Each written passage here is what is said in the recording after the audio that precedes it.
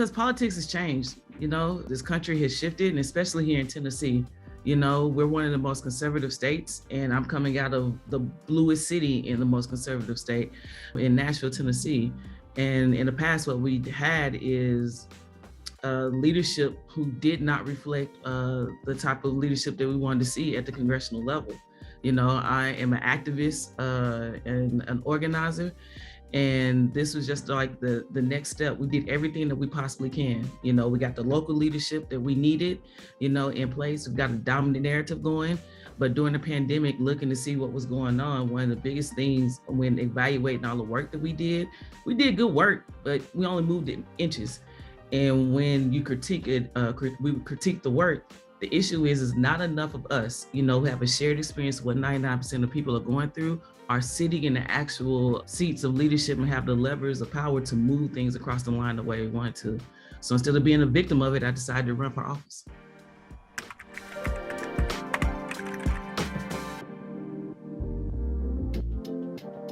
I wish I could paint.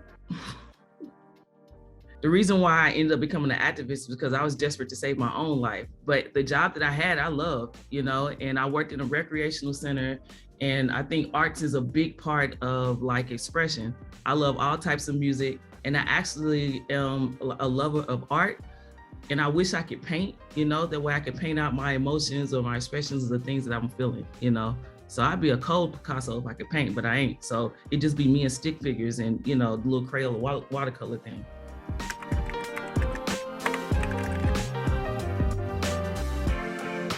I had a couple of aha moments. Me being immature is how I got into public service, to be very honest. I graduated college. I was a really good athlete, basketball player, ran track.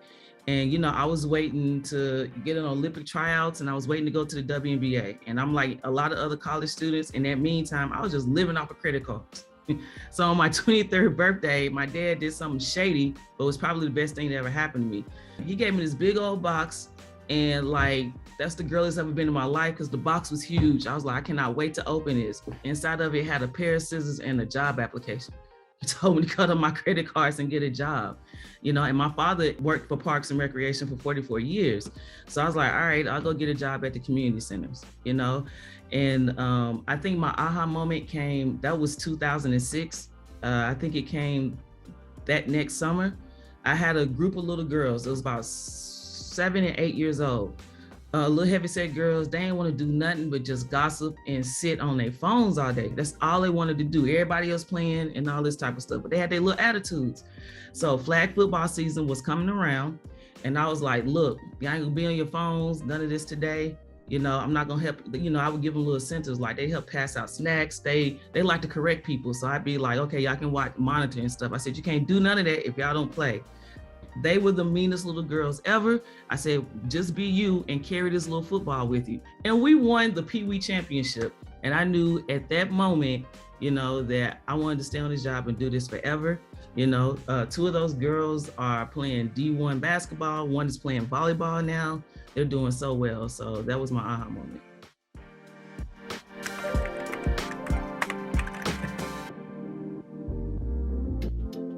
But I would have to say, Abbott Elementary, my kids been on me, and so I finally just started watching it, and so it's good. They did a great job with that. I'm usually skeptical about Black TV shows on, major mainstream TV because they, how they don't ever really tell our stories, or it's like, they make us sound real white, but they did a good job. I like Abbott Elementary.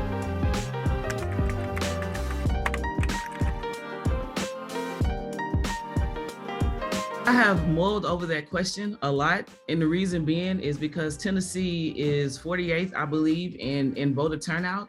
And in the South, one of the ramifications of slavery that affects not only Black people, but everyone, is that we are soaked in traditions, and we just are used to saying this is how things are, right? And so with that, I'm excited to find out exactly what that is going to look like, because traditionally, the congressional leadership that we've had here in Tennessee hasn't done anything.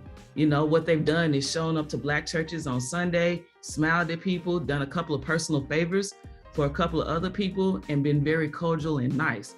And as much as we appreciate people being cordial and nice, it doesn't make you efficient. I'll be the first one to let you know when our constituents actually see what it is to have someone to bring, services to them. One of the things I could tell you, if we're talking specifically about District 7, which is now from half of Nashville or urban, big urban city to a lot of rural and very small towns that are like 97% for Trump, is that everyone needs jobs, especially in this district. We need a lot of workforce training, and we need a lot of living wage jobs coming into their area. So I'm excited to tell you too, because I think that giving people some hope and something to actually live for will also, I'm wondering if that'll become a good measuring tool in how we take a lot of this divisiveness down. Because we have so many people in my district who they've come up to me wearing MAGA hats, Kevin, and was like, I'm part of the union, or I'm like, well, why'd you vote for Trump? Because I ain't like Hillary. I'm like, well, Hillary ain't even on the ballot. And it's just a talking point because it's culturally something that they want to do. But the only reason I know them is because, like, one kid, his brother got into Cal Polytech, some nerd school in California, but he didn't get a scholarship. And the brother was like, I want him to be able to concentrate on school, so I'm gonna take this second job. But you then vote against your interests, right? And that's because he doesn't have anything else to do, So I'm excited to bring those type of constituent services to District 7.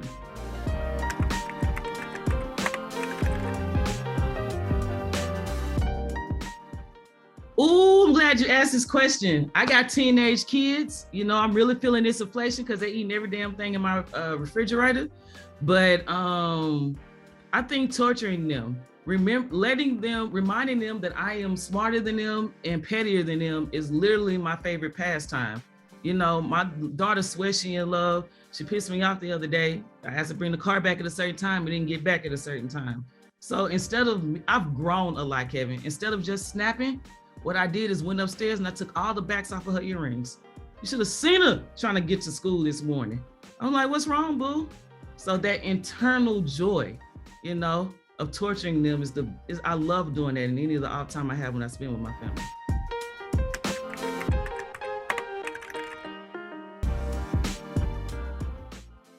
I think the best moment on the campaign trail, I wasn't there, I just got to hear about it, and a bunch of people, told me about it, is that an individual tried to call me a Bernie socialist, and he did this at Tennessee State University at a convocation. And what he didn't realize is that, I'm not just, talking to talk. Like, I come with receipts. That's how I ended up here. Like, my journey has brought me here. And so a lot of the kids who I've had for the last 15 years are now at Tennessee State University. And they were like, what makes her a socialist? The fact that she helped me get here to college, the fact that when my best friend got kicked out of his home, was Odessa, opened up the center and almost lost a job, letting us stay there so we have shelter, and some other things. So I think that was the best moment on the campaign trail that has happened so far, because that's what we're always looking for. It's what I've always looked for in a candidate is like, how do I know that you're authentic and I can trust you? And the best thing where that always happens is when other people can validate you. We always looking for endorsements from well-known people, but when someone knows you intimately, can validate you in that type of way, that's priceless.